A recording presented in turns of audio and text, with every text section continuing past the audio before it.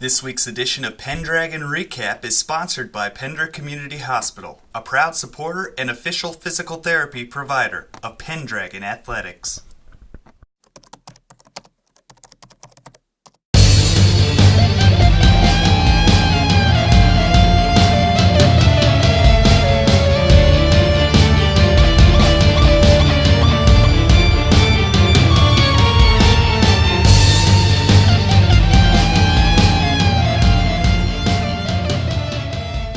Pender senior Matt Urbanec became the first Pendragon athlete to qualify for state competition this year after taking 14th place at the district cross-country meet hosted by Oakland Craig this past Thursday in Oakland. With a time of 18 minutes 17 seconds, Urbanec ran his best race of the season at districts and will compete in the state meet on Friday at 3 p.m. in Kearney. Several other Pender runners recorded personal bests at the district meet, but the boys' team still only managed to place 7th overall due to the tough competition they had to go up against.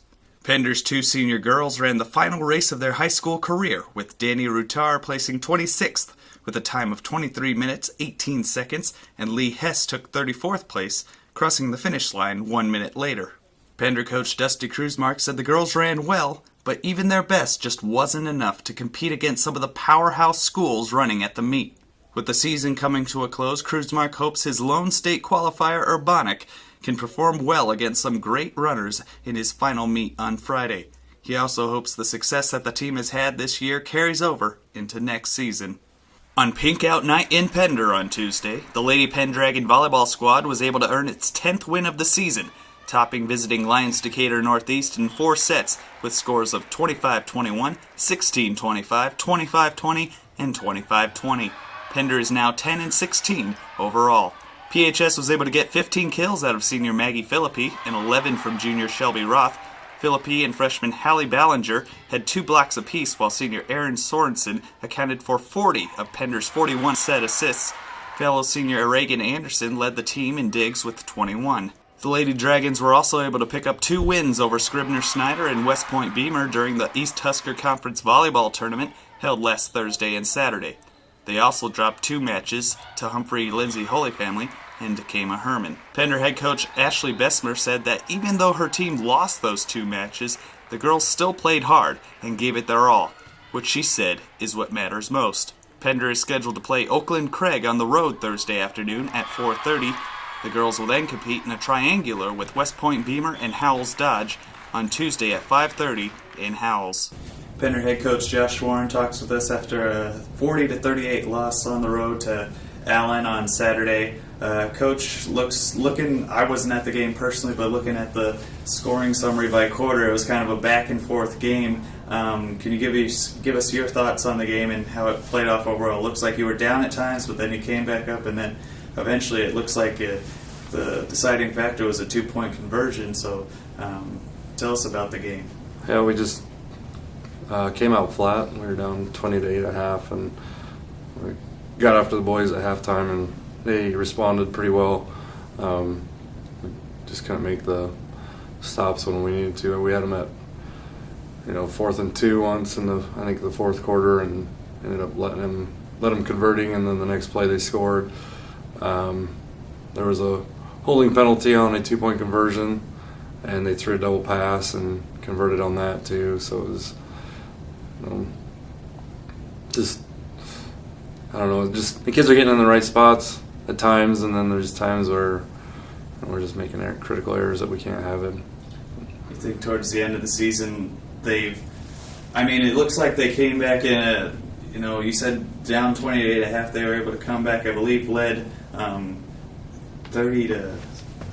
I believe, in the third quarter before Allen eventually pulled through and won the game. But do you think fundamentally the team seems to be doing the right things? It's just they're still making certain mental errors. Yeah, it's just seems like we're one play where we do really well, and then the next play is just we have, like you said, a mental error. It's just little things, and they add up. Seems to be a lack of consistency that hope to improve upon. You think this is going to help your younger players that'll you'll coach in the future.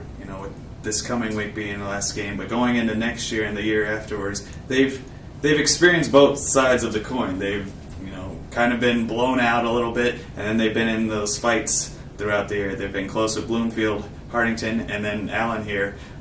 They've seen both sides and how those things shape out. But do you think that experience in a close game and then facing adversity and those bigger losses is going to help them in the future?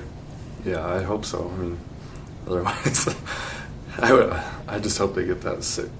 I just get sick of losing, so I hope that's what they're feeling that too.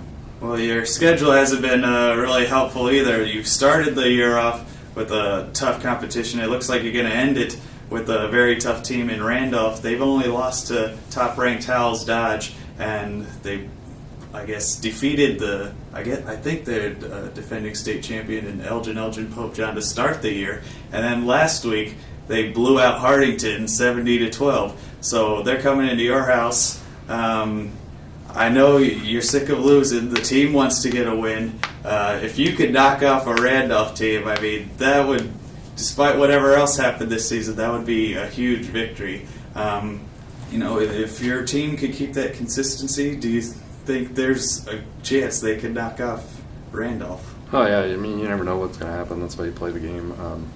Like you said, they're 6-1 right now, getting ready for the playoffs, and I'm sure they're probably overlooking us.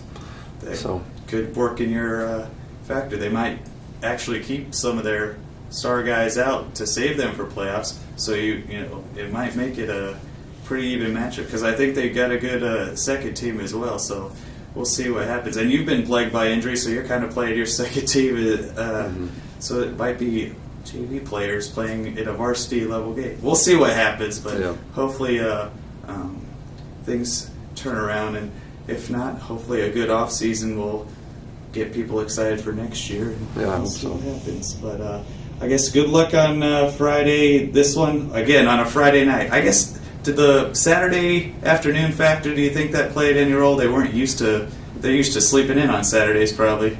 Yeah, it looked like we didn't show up till the second half. they were taking that nap until then, I guess. But hopefully, they're not sleeping on Friday, and hopefully a good competitive game on Friday against Randolph, 7 o'clock here in Pender. So good luck, Coach. Thank you.